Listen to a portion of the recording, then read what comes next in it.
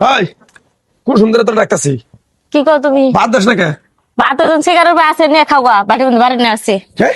শিকারের বাড়ির মধ্যে ভাত বাড়ি আছে, তরকারি বাড়ি আছে নিয়ে খাওয়া। আন দিছত বাদাম দিছত কি আনান দিমু? কে বাদাম দোস নাই বাদাম নিম কেন? আমি রোজা আছি না? রোজার দিনে তুমি রোজার দিনে তুমি ভাত খাবা, শেষে আন দিছি না ভাত আছে না খাওয়া। ঠান্ডা ভাত খামো আমি এখন খেলাত খাও না কি করবা? ঠান্ডা ভাত খামো কে খাওয়া না কে?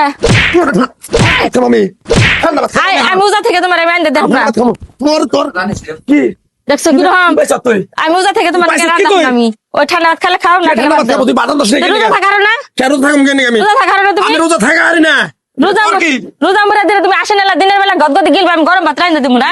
হ্যাঁ তুই বাদাম দিবি না না, আমি ভাত রান্না না। ওই ঠান্ডা ভাত খাইলে খাও, না খেলে রোজা থাকো গাছ। আয় আরে কষ্ট আমি ঠান্ডা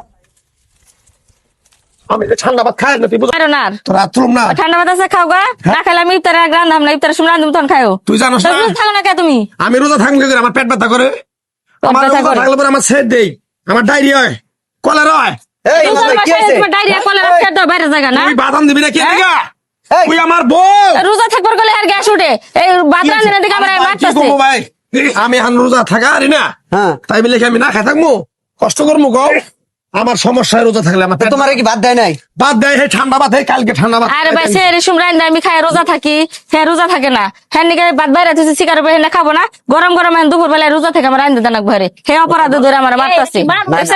কি কারে বছরে একটা মাস রোজা হে, 11টা মাস গদগদাই গেল, একটা মাস তুমি রোজা করে হারো না, তোমার গ্যাস টানছে।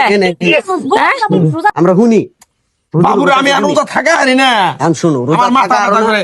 মাথা ব্যথা করে রোজা বিরিয়ানি থাকা। ওঠে ওই দেখো বিড়ির নেশা ওঠে, এইটা হলো বড় তুমি নেশা। রোজা থাকবা না। এইটা হলো বড় নেশা। বিড়ি তো আমিও খাই, আমি রোজা আইলে পরে আমি বিড়ি খাই না।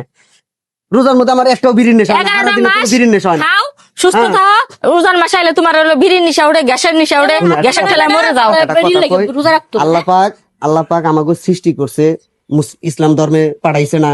হ্যাঁ আমরা এই ধর্মটা হলো মনে করো শ্রেষ্ঠ একটা ধর্ম, আমরা শ্রেষ্ঠ একটা ধর্মে জন্ম নিছি, আমাকে একটু গর্ব করা দরকার। আমরা এই ইবাদত বন্দিগি, এই রোজা তো আর প্রত্যেক মাসে আসে না, আসে এই বছরে একবার আসে, এই বছরে একবার রোজা আসে। এই রোজার দিনে আমরা যদি 30টা রোজা করি, করলে পারে আমাকে একটা ইবাদত হবো। এই ইবাদতে মনে করো যে আমাকে আল্লাহ অনেক গুনাহ খাতা মাফ করে দিবে। তারপরে মূল কথা যেটা, রহমত 10 দিন, নাজাতের 10 দিন, মাগফিরাতের 10 দিন, আল্লাহ পাক এই 10 দিন 10 দিন করে ভাগ করে দিছে। আল্লাহ এই 10 দিনের বিনিময় এক একটা মানুষের এক একটা জিনিস মাফ করে দেয়। এমনও তো হইতে পারে তুমি রোজা করলে তোমার এই পেটের ব্যথা, হ্যাঁ। তুমি তো এই পেটের ব্যথার নাকি শুনছি যে ঢাকা গেছিলে চিকিৎসা করবার নাকি, আল্লাহ ভালো করে দিতে পারে, এই ভালো রোজার হয় নাই। উসিলায়। তুমি রোজা রাখো, আল্লাহর কাছে নিয়ত করো, আল্লাহ তোমার কাছে আমি কিচ্ছু চাই না, তুমি আমার এই রোগটা ভালো করে দাও। আল্লাহ তো ভালো করে দিয়ে হারে।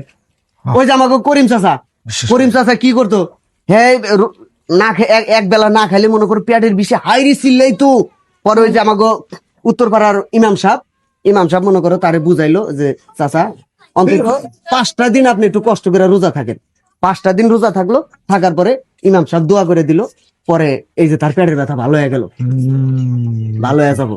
আল্লাহর কাছে চাও ইবাদত এটা বন্দেগী, হলো যার যার মনেরই, আমরা তো বুঝছেন? ওইভাবে ইবাদত যদি বন্দেগী করা চেষ্টা হারি না। করে সবাই রোজা করতে আমরা পারে। গরিব মানুষ, তারপরেও যতটুকুই পারি অন্তত 30টা রোজা করো ভাই, করো, করলে দেখবা আল্লাহর কাছে মাছ যত কষ্ট হোক যত কষ্টই হোক হ্যাঁ। আমি কথা দিলাম কালকে থেকে তুমি রোজা থাকবা। আপনারাও সাক্ষী রেখে আমি কালকে থেকে রোজা থাকবো।